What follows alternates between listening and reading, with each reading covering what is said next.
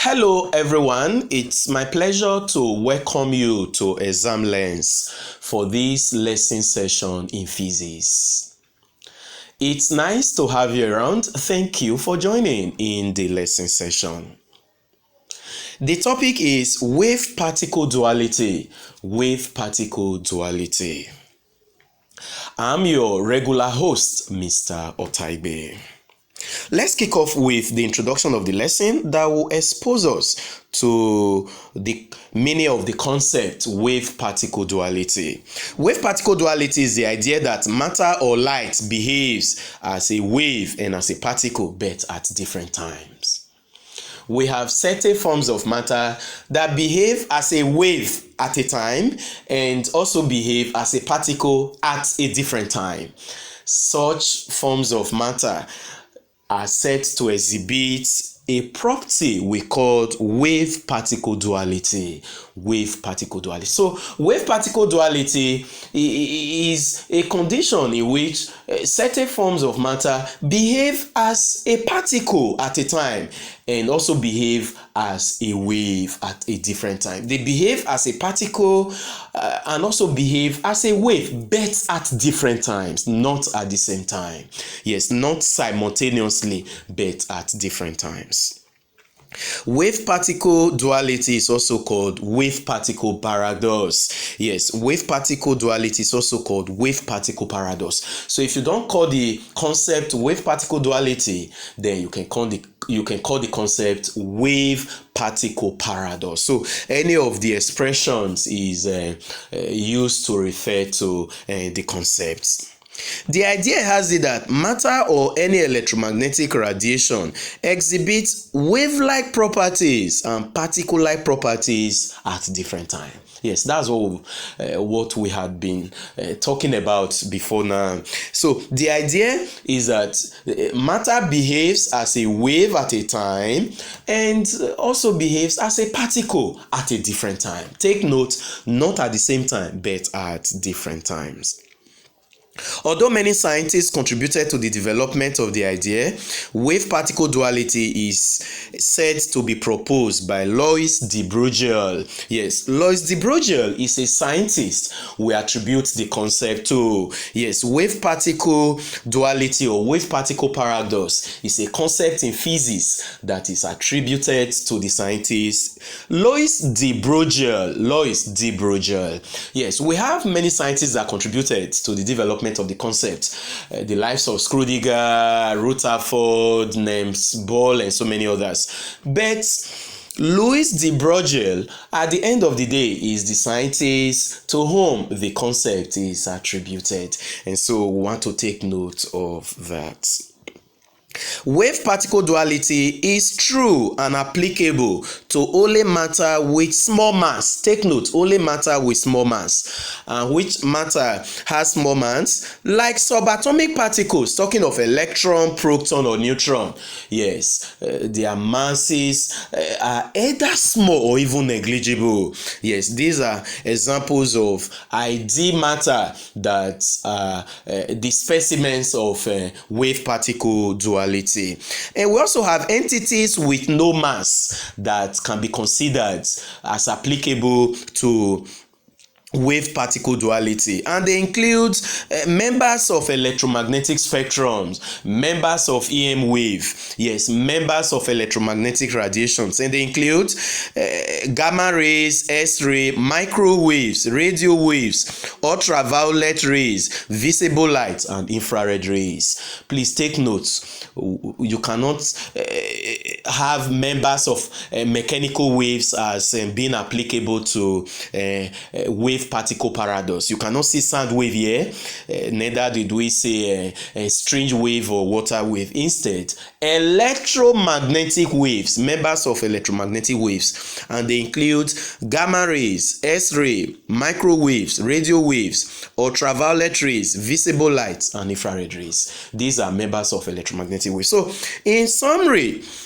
electron, proton, and neutron are subatomic particles, including the 7 members of electromagnetic waves, talking of gamma rays, X-rays, microwaves, radio waves, ultraviolet rays, visible light, and infrared rays, are examples of entities to which wave-particle duality applies. Yes, they are the entities to which wave-particle duality applies. And the reason for that is they have small mass or they have negligible mass. And if you have other things that are applicable to wave-particle paradox, then it will have to be things with small mass. Yes, small mass, not heavy matter. Yes, small mass, matter with small mass, or maybe no mass. They are the ones that are applicable to wave-particle duality or wave-particle paradox. We'll now make progress to the next section of the lesson, and the section is properties or evidence that make matter or light a wave. What are the properties that matter exhibits, matter or light exhibits, that prove that they are wave-like? Yes, they are wave-like in nature. Yes, what are the properties that matter exhibits that make us to conclude that matter behave like a wave? That's what we want to review. And from the introduction, you can see that the properties for which matter or light is considered a wave, that is wave-like properties of light or matter. Wave-like properties of light or matter. What are they? They include diffraction. That's number 1. Number 2, interference. Then number 3, refraction. Number 4, reflection. Number 5, polarization. Number 6, mass energy relativity. You can see that most of them, in fact 5 of them, are even properties of waves. Yes, the conventional properties of wave, talking of diffraction, interference, then refraction, reflection, polarization. So that will help you to record them, and you not just add Albert Einstein's concept, mass energy relativity, that has to do with you can convert mass to an electromagnetic radiation, you can convert mass to electromagnetic wave, which is the basis of the formula that E is equal to delta m6 square. Yes, where delta m is mass defect, then C is speed of light.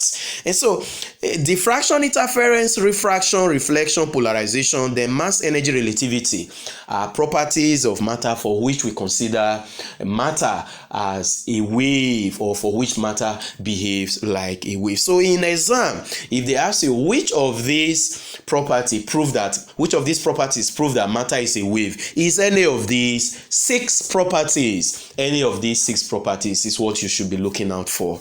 And so we now come to the next one, properties or evidence that make matter or light a particle. Yes, what are the properties of matter? What are the properties that matter exhibits? What are the properties associated with matter or light that make us to conclude that matter or light behaves like a particle? The properties for which matter or light is considered a particle, that's particle-like properties of matter or light. Particle-like properties of matter or light. They include 1, photoelectric effects. Yes, it's associated with matter and it's associated with light. Then we have Compton effect. It is associated with matter, it is associated with light. Then we have others: thermionic emission, X-ray production, light absorption, light emission, radiation of energy by hot bodies. Then we have Brownian motion, diffusion, osmosis, crystallization, then chemical reactions. Any chemical reaction, e.g. esterification. And so photoelectric effect, Compton effect, thermionic effect, X-ray production, light absorption, light emission, radiation of energy by hot bodies, Brownian motion, diffusion, osmosis, crystallization, chemical reactions, e.g. esterification, then hydrolysis, then saponification, then oxidation reduction, all of them, all chemical reactions. All of these support the fact that matter behave like a particle. If you examine them very well, you see that they are properties that are particulate in mechanisms. Yes, they are properties that are particulate in mechanism. And so they prove that matter behave like a particle. And so we want to keep them to heart. Photoelectric effect, Compton effect, thermionic emission, X-ray production, light absorption, light emission, radiation of energy by hot bodies, Brownian motion, diffusion, osmosis, crystallization, chemical reaction of any kind. They all prove that matter behave like a particle. So in your exam, if they ask which of the following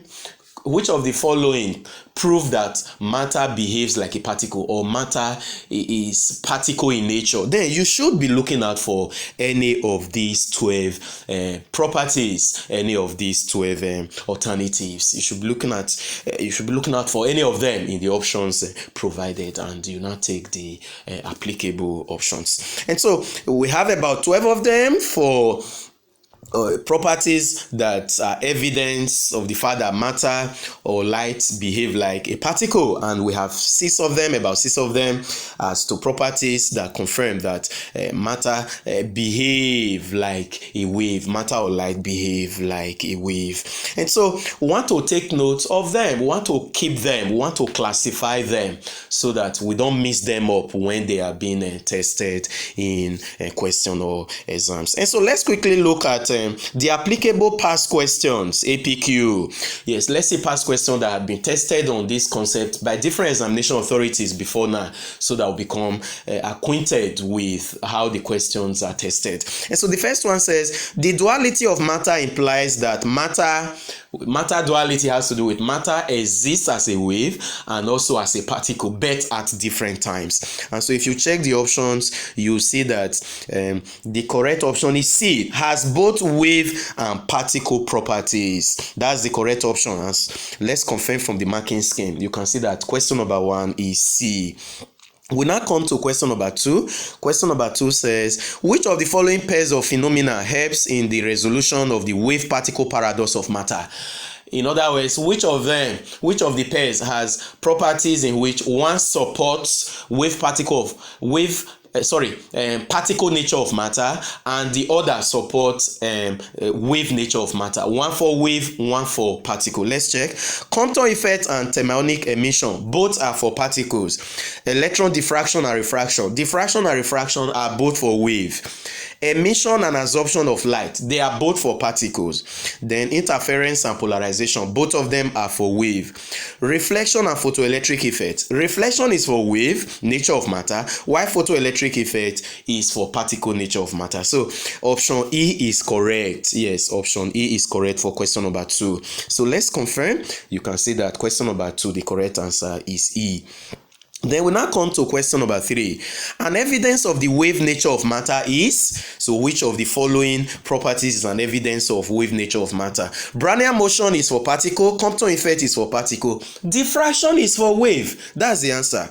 Then diffusion is for particle, photoelectricity, which is another way of referring to photoelectric effect, is also for particle. So the correct answer is C. Yes, number 3 is C, diffraction. You can see it from the marking scheme. Question number 4 says, which of the following concepts is not an evidence of the particle nature of matter? Which of them is not an evidence of the particle nature of matter? Diffusion is an evidence of particle nature. Brownian motion is an evidence of particle nature. Then diffraction is not an evidence of particle nature. Instead, it's an evidence of wave nature of matter. So that's our answer. Then crystallization is an evidence of particle nature of matter. So the correct answer is C. Question number 4, the correct answer is C. You can see it from the marking scheme. Then the last question, which of the following concepts is not an evidence of the particle nature of matter? Yes, similar question, but coming in a different form and with different options. And so, which of them is not an evidence of particle nature of matter? A, diffusion is an evidence of particle nature of matter. B, Brownian motion is an evidence of particle nature of matter. Diffraction is not an evidence of particle nature of matter. So that's the answer again. The esterification as a type of chemical reaction is an evidence of particle nature of matter. In fact, question number 4 and 5 are almost the same. The examiner just edited the question to make it different with the last option, which is option D in question number 4 becoming acidification instead of crystallization. That's what they do to some questions from one year to another year, and when we are familiar with them, they can help us to succeed. And so the answer is diffraction again, which is option C. So you can see that option C is correct. And so that's the size of the lesson. Thank you for learning with Exam Lens. I'll see you again in another lesson session where we shall be engaging something new on a different subject platform.